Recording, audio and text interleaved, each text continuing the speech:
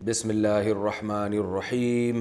کراچی سے ایک خاتون نے سوال پوچھا ہے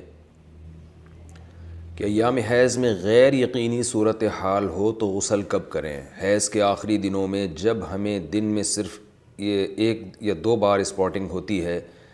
یقین نہیں ہوتا کہ اب خون آئے گا یا نہیں، تو ہمیں غسل کرنے کے لیے کتنا انتظار کرنا چاہیے؟ نیز اگر ہم نے انتظار کیا اور بلیڈنگ نہ ہوئی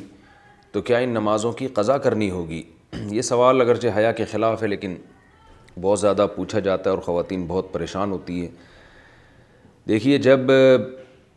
کم سے کم حیض کی مدت 3 دن ہے، 3 دن کے بعد کسی خاتون کو جب حیض آنا رک جائے تو خواتین کو اپنی عادت کا علم ہوتا ہے، اگر غالب گمان ہو کہ اب دوبارہ بلڈ نہیں آئے گا، حتیٰ کہ اسپاٹنگ بھی نہیں ہوگی، غالب گمان قریب با یقین ہو، تو ان پر لازم ہے کہ وہ غسل کریں اور نماز شروع کر دیں۔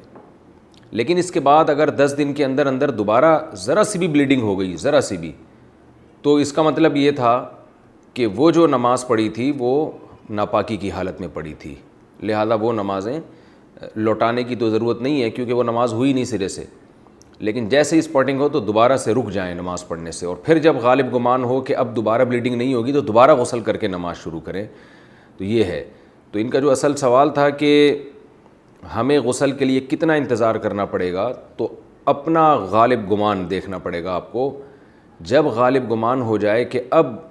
بلیڈنگ بالکل بھی نہیں ہوگی تو آپ پر لازم ہے کہ آپ غسل کریں اور نماز پڑھیں، اور اگر اس کے بعد یعنی غالب گمان نہیں ہے یہ، بلکہ ایک تردد ہے کہ شاید ہو شاید نہ ہو، تو پھر غسل کرنا لازم نہیں ہے، کیونکہ الیقین لا یزول بالشک، یقینی چیز تھی حیض کا ہونا، اس کا ختم ہونے کا جب تک یقین نہیں ہوگا تو غسل نہیں کیا جائے گا۔ البتہ بعض دفعہ ایسے ہوتا ہے کسی خاتون کا خیال یہ ہوتا ہے کہ اب دوبارہ مجھے بلیڈنگ ہوگی، اور اس خیال سے انہوں نے غسل ہی نہیں کیا، تو پھر پتہ چلا کہ بلیڈنگ تو نہیں ہو رہی، تو پھر جو نماز قضا ہوئی ہے اس کی قضا بھی کرنی پڑے گی ان کو۔ خواتین کو اس کا بہت خیال کرنا چاہیے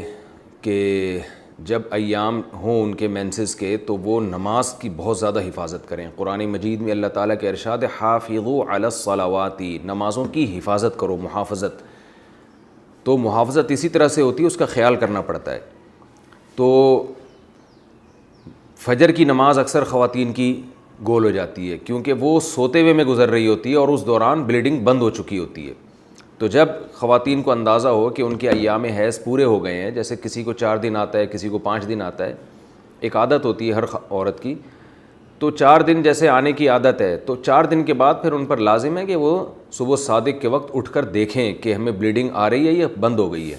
ایسا نہ ہو کہ سوتے سوتے میں نماز ہی قضا ہو جائے۔ تو اگر بلیڈنگ بند ہو گئی ہے تو اس وقت غسل کر کے فجر پڑھیں، اور اگر بعض دفعہ یہ بھی ہوتا ہے کہ عشاء کی نماز بھی لازم ہو جاتی ہے، مثال کے طور پر صبح صادق کا وقت شروع ہو رہا ہے 5:30 پر، 5:30 بجے صبح، تو اب رات کو تو خاتون کا خیال یہ تھا کہ بلیڈنگ ہو رہی ہے اور آخری دن ہے ان کا ایام حیض کا، تو ان پر لازم تھا کہ وہ صبح صادق سے پہلے اٹھ کے دیکھیں کہ واقعی بند ہو چکی ہے یا نہیں۔ اگر بند ہو چکی ہے تو پھر یہ عشاء کی نماز بھی واجب ہے، عشاء کی نماز بھی پڑھنی پڑے گی آپ کو۔ تو بعض خواتین بالکل اس میں غفلت سے کام لیتی ہیں۔ میں یہ نہیں کہہ رہا کہ ابھی بلیڈنگ شروع ہوئی ہے تو رات کو دوبارہ ہر رات کو اٹھ کے دیکھنا شروع کریں کہ بلیڈنگ ہے یا نہیں ہے، تو جو عادت ہے وہ اس کو تو گزرنے دیں۔ 3 یا 4 دن کی کسی کو عادت ہے، کسی کو 5 دن کی عادت ہے، لیکن جس دن یہ احتمال شروع ہو جائے کہ اب بلیڈنگ رک سکتی ہے تو اس دن عشاء کی نماز اور فجر کی نماز میں خاص طور پر خیال کریں، کیونکہ یہ 2 نمازیں سوتے میں گزر جاتی ہیں۔